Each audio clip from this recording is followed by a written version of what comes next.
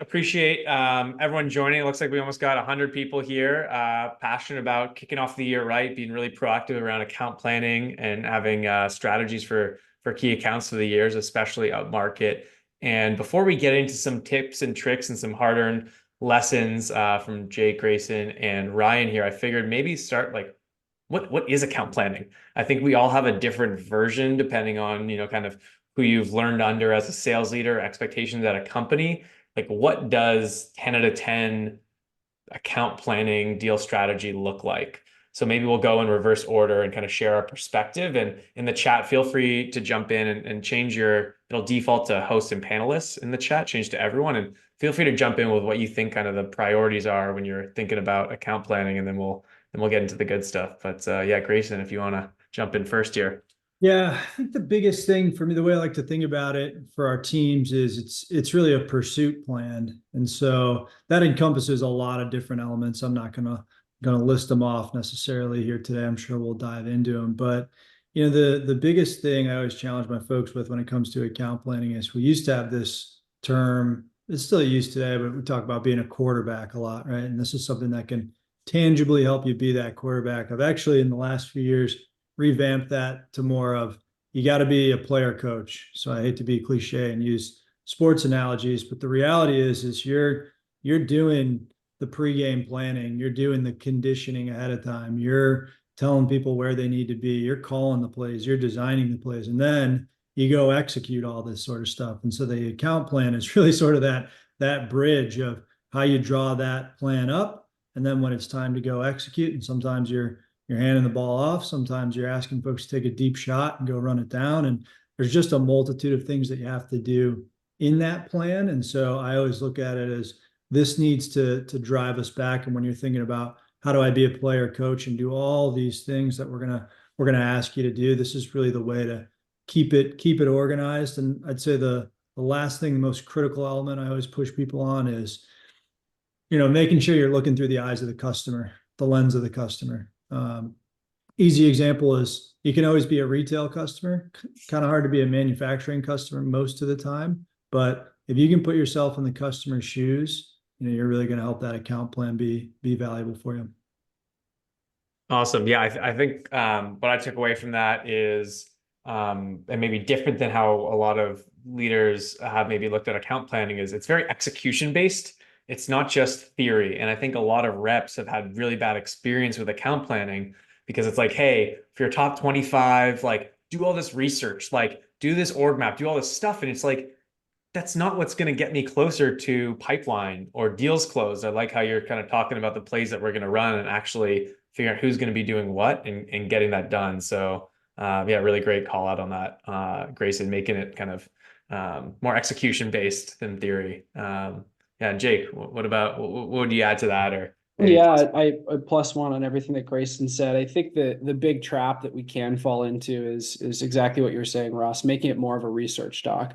None of us are here to, research our customers and just be doing all of our time looking over, whatever we can find online for the customers. We really want to be focused on what is the action? What are we trying to drive the customer to do in a year?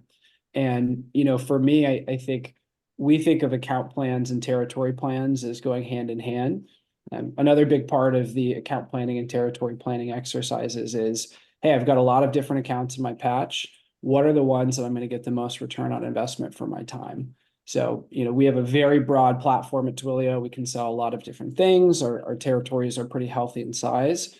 So one of the most important aspects of our territory and account planning is where are you going to be spending your time? What are the most high value actions that you can take? And, which customers do you want to pursue and what opportunities specifically within those customers? So, double down on being the quarterback. We call it a lot, being the general manager and really having that point of view within your accounts. Love it. Love it. Ryan, to round us out, anything that you would add to that or? Yeah, you mentioned the execution. I guess I maybe want to talk about the psychology behind the account plan, because the account plan to me is really a big part of the planning phase that happens right now for most companies. And it's obviously the account plans that we're going to dig into, which come from the territory plan where you decide which accounts should you be targeting? But I think even before that, in the planning stage, is we just getting new territories, you're getting your quotas. It starts with the attitude, right? I really believe that all this stuff, we've all gone through and done account plans before and territory plans. We've done good ones and we've done crappy ones. And I can say that because I'm the same. I think right now, if I'm an AE, if I'm a younger AE, the advice I'm giving you with an account plan is to think about how you're going to get there. Believe that you can hit your number. Believe that your product will solve a problem in a customer's problem. If you have that positive energy, it makes it a lot easier to do a territory plan, because you're doing a territory plan because you're thinking about how am I going to make a lot of money and help a lot of companies be successful. And then it makes doing an account plan easy because you're excited. You're doing it because you want to, not because your RVP, your AVP, your SVP is making you do it, right? So for me, this is the strategy stage where you do a lot of thinking, right? War starts soon, where you're running around, you've got the things your VPs are asking you to do. You're trying to hit a number for the February, for the quarter. That you got a few weeks right now to plan. This is when you plan so you're ready when chaos hits, which it hits for all of us every year. I love that, stepping back. And I think someone was sharing this the other day to me about like adult learners versus when you're a kid, is you really need to understand the why before you do any work or learn a new thing. And I think stepping back and, kind of talked about the quarterback and the general manager, like one of the best things about being in sales is you control your destiny, right? Like you have your plan for the year. You're like everyone else around you. You can make it happen. Hopefully you're at a company where at least someone has hit their goal, in the last year. It's like, why can't that be me? Why can't I succeed? And usually in a position to do so. And I think as a reminder of like this, you got to manifest what the year's going to look like and have those opinions and have the different paths to nailing it with those key accounts. So I really like that, Ryan, is not just, the tactical execution stuff, but like really this is where you're visualizing how the year's going to go, and having that confidence to hit your number. And then you know where you're off track, right? Hey, maybe these 3 accounts off the bat that I thought I was going to make 80% from, like there's 0 chance of that happening. Okay, now we're next. Instead of, Q3, Q4 rolls around and you're like, oh shit, I was hoping that something was going to pop up and some bluebird deal comes through, and that's probably not going to be the case. Yeah, doubling down on that for those that are sales leaders on the call, and even for those that aren't, I think we owe it to our teams and to our AEs to make sure that every question that we ask on an account plan or a territory plan template, it needs to be valuable. And we need to make sure that we, have a point of view on why we're asking AEs to fill out these documents. The mindset needs to be there that like, this is a lot of time that AEs are going to be spending on, your top 5, your top 10, your top 20, whatever it might be. So what is the reason that we're asking for this information, and how do we make sure it's incorporated into the day-to-day conversations, the deal reviews, the QBRs, and just really keep it a high value exercise versus, something you do moment in time, then put it in a drawer and never look at it again until next year. Yeah, I think that's why I personally always hated this as a rep. I feel like a lot of the time I was doing it was to like appease, like for my leader to feel comfortable. And their number was like, hey, everyone, let's spend a week doing this thing. And I'm like, I want to be calling these accounts. I don't want to be, writing up all this research. I want to be getting on calls with customers. So making sure that it does feel like kind of net positive work for them to move things forward, for sure. Well, Ross, it's interesting. You love that. You love the energy that you want to make calls. The challenge is people are inundated with information. Okay. Even if I need your product, I may not get through to me. And if you don't communicate correctly, I'll ignore you and you'll just go into the waste bin like most cold reaches. And I asked we had a gentleman who was promoted to run the Strat sales team in the US. And he had moved up from an enterprise, and Strat to us is the biggest of the American accounts. Mm-hmm. And I said, what's the hardest part? What's the biggest change? And he said, it's getting a meeting. Getting the meeting is the hardest thing. Once we hit the beachhead, we all know how to sell. We know how to do discovery, run deals. The hard part is, how do you get that one time that somebody opens the door for you, and then you get to bring the army behind it? And he said, and if you don't do a strong account plan and have a really good point of view, one that earns credibility, they don't open the door for you. And that's really difficult if you're working, you have 5 accounts. 5 major accounts. If you miss on one, you don't have, you're out of luck. If I run a commercial sales team, so you have more than 5. And one of the reasons we push account plans is that I may learn about your company. You mentioned you find out you're not going to get the business, but if you're studying a credit union and you do a lot of research on it, then you can look at other accounts in your territory that are similar. Right now, they may have different hotspots. Growth may be more important than cost reduction, but at least you've done all this research that you can transfer to similar accounts, right? So there's that multiplier effect if you do this right with the right intentions as well. Yeah, no, I think that's a good call out, and maybe a good transition to from like the what is it and why is it important to some of the details of account planning is that unique point of view. I think that is a great takeaway, not just like how many employees do they have, what state are they in, how do they make money, but what is a unique thing that you can come to them and have that credibility. You're right, like people are reaching out all the time, but I still strongly believe that it isn't that hard if done right to get into accounts, because not many people are doing that. And we're talking about this, and there's 118 people that signed up for our small companies webinar, all this stuff like that. But there's very few people that are going to go and do the work, that are going to do the research, that are going to find a unique way to talk to that right stakeholder and share their point of view for them to say, holy shit, how do they know this? How do they, really understand my business? And how do they have a strong point of view when they're just a seller at Okta? So I still really strongly believe that very few people at the end of the day are putting in the work to do it and have that point of view. And I think if you do, you're going to get that conversation 9 times out of 10. Yeah, I wanted to comment maybe on Graham's question in the chat there about, sort of asking, do I go top down or do I go bottom up because of the amount of research required?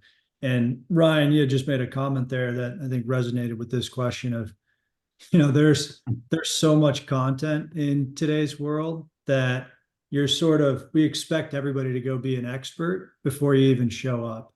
And I think there's certainly a challenge for that, unless you have extremely high business acumen or you come from the industry, but you may be onboarding. There's going to be a lot of gaps that you don't know.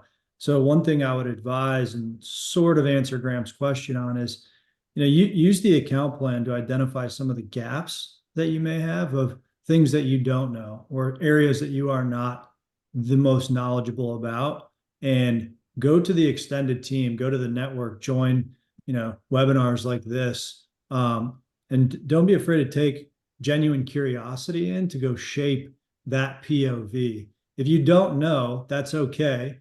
Ask for help. But there's some strategies that we can probably talk about. I don't want to drone on too long of how you can go create a straw man POV and figure out, is it best to go work bottoms up or to go shoot my shot top down? I would generally advise you to start at the bottom, create enough fires where the sea levels start to smell smoke, and then you can go surface some of those problems. But my big takeaway is don't be afraid to go ask for help on the gaps within these account plans. And you're going to up-level yourself. You're going to up-level your account plan. You're going to up-level the team around you, and you're hopefully going to have more success. Yeah, one of the things that we focus on is giving, our A's permission to be wrong. You can come into an account, you have to have a point of view, but it doesn't necessarily need to be the right point of view or resonate with the customer. You coming in and saying, here's the way I'm thinking about your business today. Here are the problems that I see, and here's how I think Twilio can help solve those problems. It's okay if you bring that to a customer and you're off base. Having someone correct you and say, you know what, that's actually not quite right. We're focused in a little bit of a different area, or, yeah, you're right, that's a problem, but this other problem is bigger. What isn't helpful is coming in and saying, hey, I did a bunch of research. I understand, I've seen all the interviews from your CEO. I've looked at your quarterly earnings. It's like, yeah, we look at all that stuff too. But the question is, where do you think Twilio can add value? Where do you think you can help our business? And that's a much richer conversation. So when we're looking at account plans and trying to define what good looks like, I just want to understand, what is your point of view? Where are you trying to transition this relationship, their use of the platform? What is our hypothesis, and how are we going out and trying to validate with that customer? Ryan, I see not along. Anything else that you'd add to that one? No, I think it's changed. We used to, many years ago, you were trained to say, what keeps you up at night? Right. And that today gets someone will take their iPhone and chuck it. No one wants that anymore. Even saying it makes me cringe. But Jake, you're right. I think the question was from Graham is, okay, I don't only have so much information and I want to build this POV, but I'm a little bit nervous because I know 1/10 or 2/10. One of the things that you want to look at is, are there other companies like Graham, the company you're looking at, are there other companies that are similar where you can get public information, right? Because companies in the same industry, they're big and small. There are similarities. The other thing is you have people within your company who are selling to those companies, so you can call them, right? Leverage the team, right? An account plan is supposed to be a living document that you share with your internal team, but there's no reason you can't go to people on other teams and get their advice, understand what's happening in the industry, so that you come back with, here's how I can solve your problem. Because a lot of this is about creating credibility and trust with your customer. We all know there's that moment where the customer looks at us and says, oh, for us, you can help me with identity. You know more about this than I do. Please help me. And you can feel it. It just switches. And it's when you know enough about what they're looking for, what their problems are, and you know the solution. You can say, I've seen other customers in this hole and I've helped them out, and I can help you as well. It changes. The vibe changes, the information changes, and that comes from the research that goes in that starts with an account plan. So for Graham, there's places you can get information. It may be you have to go to your peers and they can help you as well. The other thing I would pile on top of that, because I'm sure folks out there, I know we're still dealing with them. You have private companies, it can be harder to mine information on those. And so, a very tactical thing that we'll do is we'll say, all right, we're going to ask the same 3 questions of at least 15 people around the business and see how they answer those 3 questions. Same exact question. And we're going to take that information, we're going to look for patterns and trends in it, and then we're going to create sort of a straw man POV and start to go up with it. But we won't take any less than 15. Maybe you want to go to 20 and use, whether it's BDR, SDR, support function, but go start to just call around the organization and figure out what's the water cooler talk, right? And there is no more powerful resource than the people in the company that you're an executive and you're flying at 50,000 feet. Are you really in tune with what the frontline folks are saying? Most of the time, no. Sometimes, yes. But you can at least go in and try and figure out if they are paying attention to those things. Yeah, that's a really good point. And kind of, again, going back to like work to do work or actually make progress on some of these account plans is the best information that you're going to find is probably from those conversations.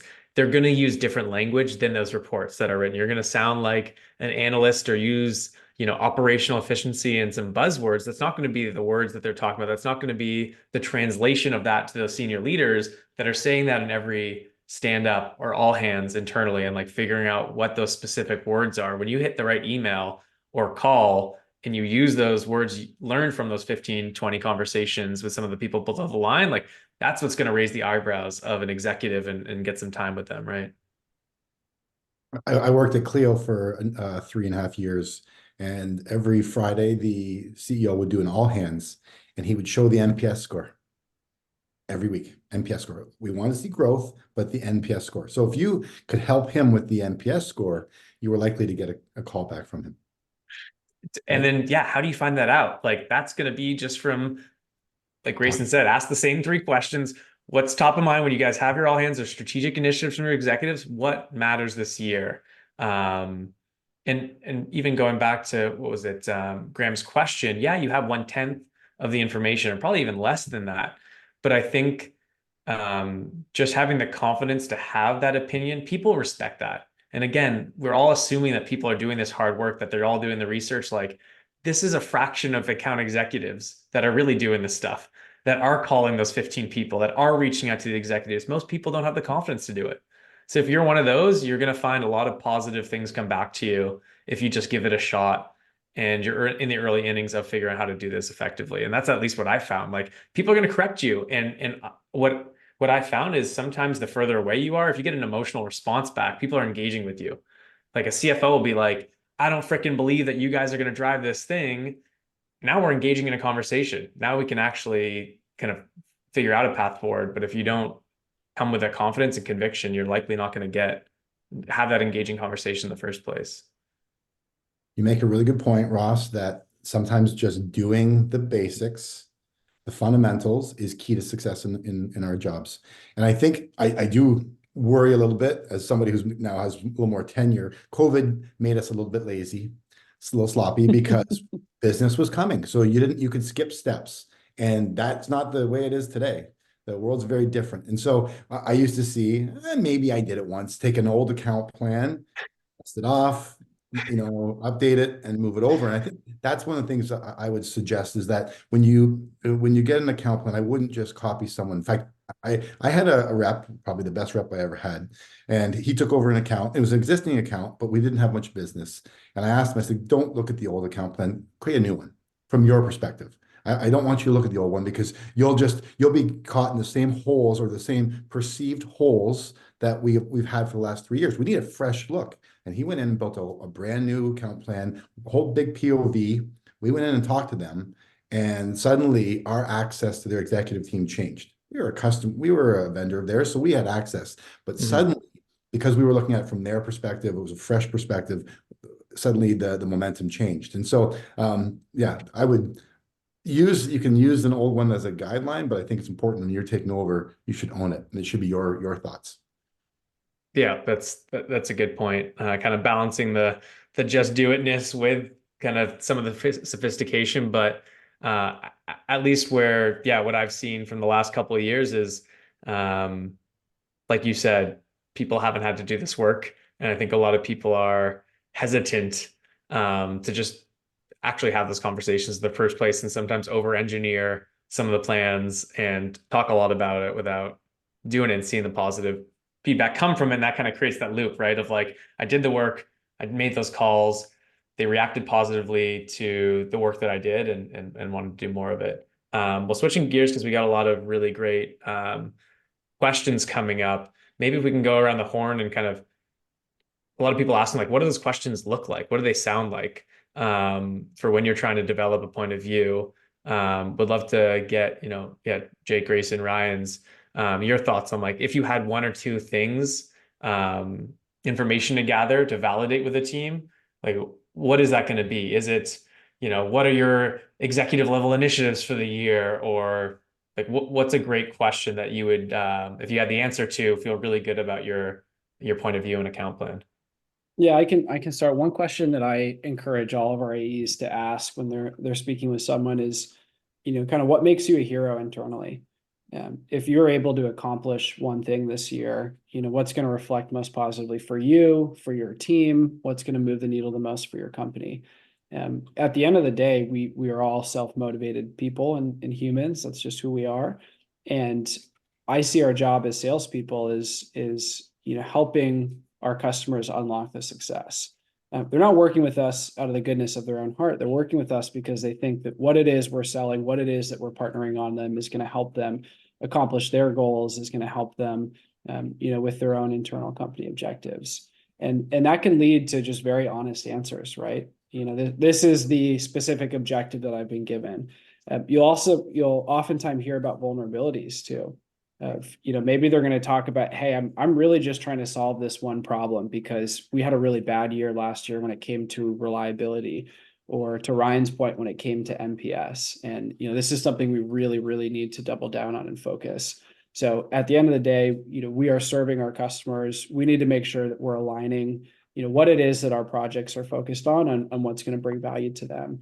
And sometimes it might not, right? Sometimes their key objective or their key priority is just outside of the scope of our solution or our platform.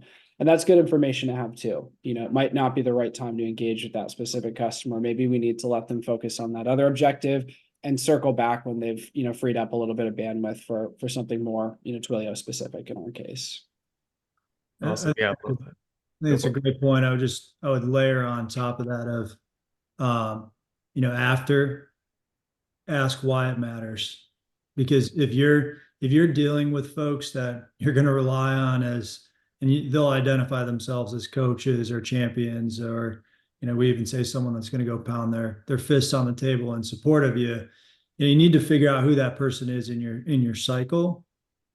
But if they can't answer why it matters to them, to Jake's point, which I think is a phenomenal one, and to the rest of the business, it's going to get really difficult for a CFO to cut a check in this environment. So you gotta layer down into that why. Yeah, Grayson, big plus one on that. We will have, customers say, hey, this is my key objective, but it stops at their level, right? They're the product manager. They've got this big roadmap idea, but it's not funded and there's not alignment from the executive. So you do have to do that check to make sure that everybody's aligned to the same goal. Major mistake, especially of more inexperienced reps, because they hear the words that this is the objective, and you're right, it's the CFO. We're all seeing it today. The question, and you can't always get this, Ross, is how are the executives compensated, right? Because to go back to Jake's point about you're humans, what makes you a hero? More importantly, what pays you, right? What keeps you in the role? And if it's cost reduction, and you've got the great platform that they have to spend 3x on, that may be a tough challenge. You want to make sure that what we're doing aligns.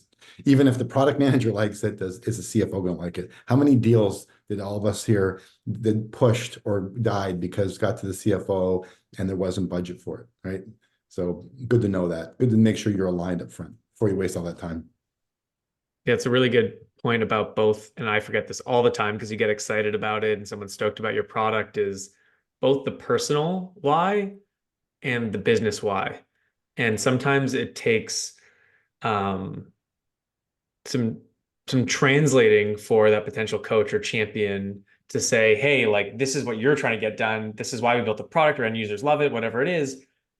But we've found that to translate this to someone who doesn't live it like you and doesn't just innately get it, we're going to need to do this other thing and help them understand why they're talking that language, and to educate them in the, exponentially more conversations than you're going to be in, they're going to have internally. How are you coaching them to kind of translate, your point of view from that account plan at the leadership level? And yeah, I constantly get it, especially when it's my own company. I'm like, yeah, they get the thing why I built it for the end user, and I forget that it's going to have to go to a broader team who doesn't care at all about that stuff. Their language and the way they think about problems is going to be completely different, and you need to help educate that person and translate it to. And that's another good point maybe about the account plan, is like, what are those kind of two ways that you're talking about it? Because if you're selling larger, if we're talking about enterprise deals, there's probably the person that gets the more like business unit benefit, and then there's the business benefit that is like very separate, right? So maybe that's a good reminder for us to change our templates about having both of those for why is the champion championing it, and why is the business cutting the check, as Grayson put it. Awesome. Well, I'm seeing some more questions pop up here. I would just real quick touch on that. I saw a few about the 3 questions thing. I mean, there's no specific template, but I would encourage folks to keep it very simple, and then, start very basic from the perspective of what does that process look like, and are you involved in it? Why does it matter to you and to the organization? And then how would you change that, or how would you improve it? Something that allows them to sort of give some opinion. You'll certainly get some people that are not comfortable answering that. So if you're shooting for 15, might take you 100 people to connect to get those answers. But I would encourage folks to stay at it and keep it simple. What's amazing is if you did that work, you probably know the business better than the 15 people that you talk to. So there is a benefit, because when you get in front of the right people, they're going to say, well, this person is credibility. It's worth us investing more time. The other thing I'd say is you're going to do account planning every year. You can do it on an ongoing basis. You start to build up your business acumen. You want to grow your career. I need someone that's smart, that can figure stuff out. You may have moved from a different company. Do you understand their business? That's kind of a table stakes today for a really strong AE. Do you understand their business model? Can you articulate the model? And then it doesn't matter if you're at Salesforce or you're at Okta or Twilio, okay, that you can then take the solution and fit it in. So when you go through this, if you're a younger rep, you're building that muscle of, I understand business. I'm a business person that understands, business trends. And at first it's scary because you'll read stuff and you won't know what it means. But I know, because I did. I didn't fully understand it. You just keep doing it, and eventually you're like, oh, I get it. It makes sense. Now you become a weapon. You become that trusted advisor. And if you move, you take that, you learn about a bank, you can take that knowledge and move it to the next company if you have to. Yeah, that's a great call. And it's not just about the number as much as, we're competitive people. The best, sales leaders and sellers are incredibly competitive and focus on the number for the year. These are transferable skills. And honestly, I just find more fun. Like whenever I was at a company for a long time and I knew the space, I knew the competitors, I knew I would talk to like this persona, and I would be like, I know their year. I know their workflows, I know their front office, I know their back office. Like it's way more fun to be a seller when you totally get their business model, you understand their problems and have this strong point of view. It's not fun when you go in there and you're guessing. You're like, I don't really know. I'm going to throw out a bunch of stuff and hopefully they latch on to something I say, or hopefully they throw out the right initiative that I know the talk track to. It's a lot more engaging as a seller on a day-to-day basis when you really nail this stuff. So that's also another piece to it. Well, I know we're winding down. One great question here, maybe I'll toss it back to you, Jake, is the differences maybe between account plans for a new business versus existing. Since I'm seeing existing business spent a lot more time getting proactive in the last year to two, as a lot of deals come from expansion versus net new in this environment. How do you guys think about net new versus expansion at Twilio? Yeah. Well, in my role, we're covering existing customers. And I think the biggest thing that we try and avoid when it comes to an existing business account plan is you have to get out of your comfort zone. Typically within our accounts on the existing business side, there's a group, maybe a couple teams that are very familiar with Twilio. And in some ways, they're almost self-sufficient at this point. We're an API-based platform. They can use our tools. They understand our developer docs. They can just go in and they can start building their own solutions. The trap that we can fall into is you stay at home, right? You stay with that group that already knows the value, that trusts Twilio, that understands how to implement it and how to, bring value from the platform. So for existing account plans, the goal is like, yes, get a handle on that business, understand the value that we brought that customer or that specific team within the customer. How are you going to translate that to other parts of the business? So the way I think of an existing account plan is it's just a new business account plan merged with an existing business account plan. How are we going to go replicate that success we found with one product team within the organization to another? Because when we're selling into that new product team, it effectively is a new business sale, right? At least on the enterprise size, when they're, are thousands of employees, they don't talk to each other. They don't know who's who. We're typically a better org chart mapper than they are of their own internal business. On the new business side, I think you have to have just more inclusions of hypotheses.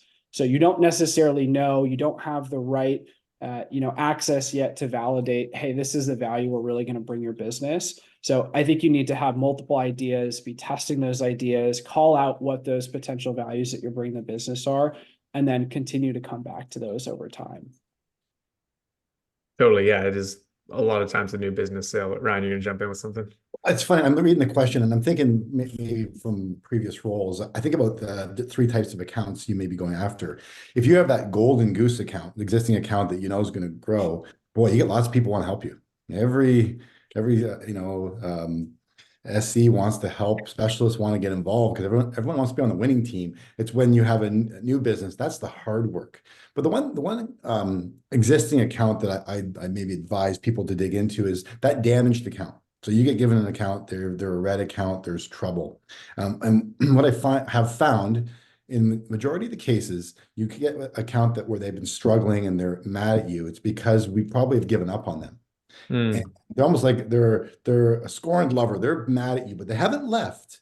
All they want is for you to be nice to them. And once you do that, it's like you go into the early puppy love phase where suddenly now they open the doors to you and you can really grow the business because they wanted you to come. They wanted you to fix those problems. And yes, you probably spend Q1 untangling the mess and probably taking some slaps, but all of a sudden now you gain this credibility with a customer, and suddenly now there's new opportunities. And so I wouldn't ignore the ones that are trouble, because I have found that there has been a lot of success if you approach it properly.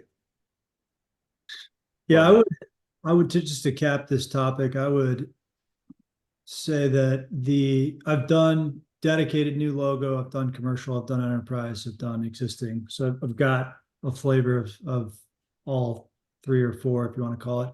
And I think more so, an enterprise is going to be more encompassing, where you're going to have biweekly alignment calls. You're probably going to have to do a lower volume. Ryan brought up a great point earlier. If you're in more of a velocity business, you need to tailor that for scale. So if you're an AE and you're in that situation where you've got 100 accounts and 25 of them are tier ones, and you go, how do I go do this huge account plan for 25 and be effective in my day to day? Pick and choose what you feel like is moving the needle for you. And if you can't tell, ask those around you and start there.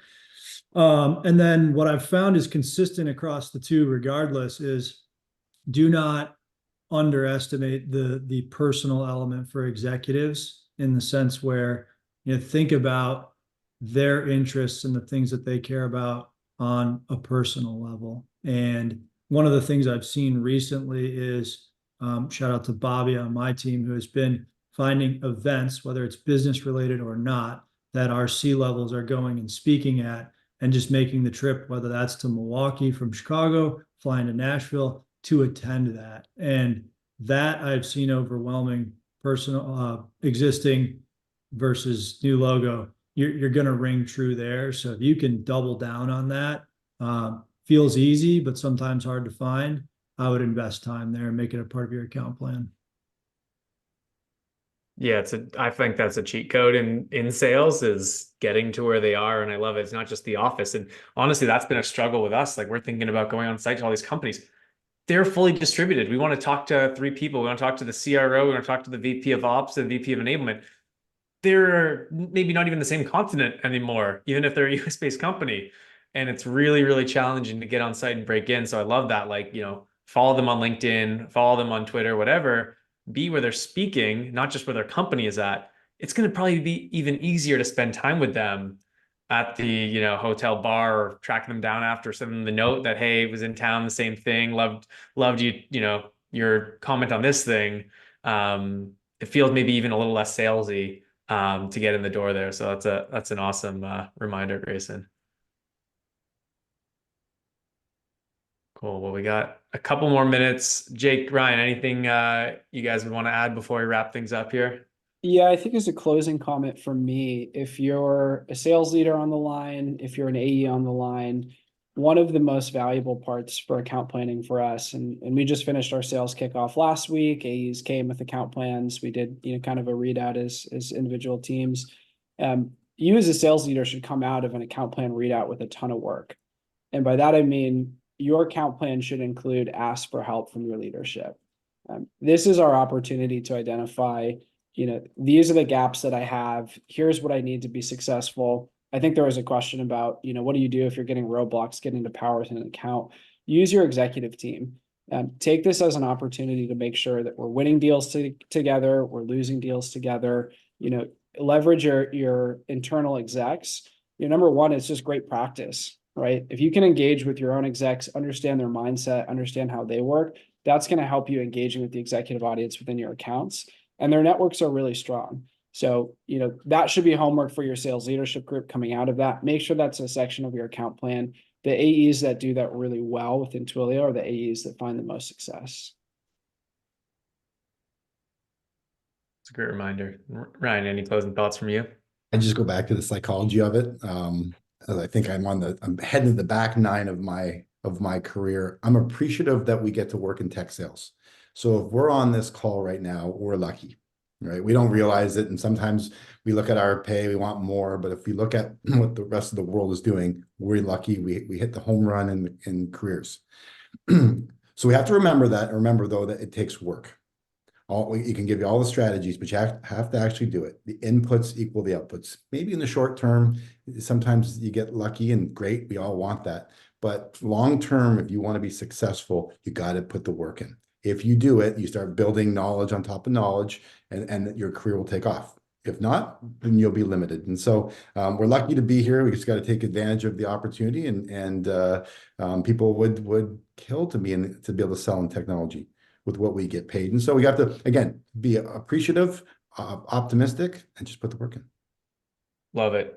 Yeah, I mean, that's a big part of this. The work before, the fun calls, the pitches, the on-sites, like this is how you get there. This is how you get those opportunities to knock it out of the park. And I think there's been a big shift back to some of the, like you said earlier, the basics and the fundamentals. And this feels like one of those things where, I don't know, in the last 12 months, talking to revenue leaders, the amount of time that account planning has come up with some of that proactive work and rigor around it, I think is exponentially higher than maybe talking to folks in 19 to 22, 21. So excited to put in the work, and it pays off, and it's fun. Like when you crack that code of, holy shit, like I developed a point of view from some of this research and all these calls, and I went to the executive and like I blew their minds.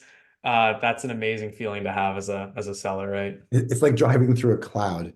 You hope you're going in the right direction, and all of a sudden, if you do it right and it clears up, and suddenly you can see the goal line, then you're like, wait a minute, this was worth the effort I put in. And then this is where you become very successful, because then you teach others, you become a leader, or you're the top enterprise rep, and that's sometimes though you don't know when the clouds are going to clear up and when you're going to see the goal line, so you just got to stick with it. Yeah, and the good thing is this isn't rocket science or heart surgery, so shoot your shot. Fine to be wrong. They'll tell you, and you'll move on to the next one. So everyone, really appreciate you taking the time to both tune in, ask the questions, and Ryan, Grayson, Jake, really, really appreciate you sharing some of your learnings with the community here. And yeah, get out there, do the work, and reap the rewards. So yeah, it was awesome, awesome jam with you guys on this stuff. Thanks, Ross. All right, take it easy, everyone.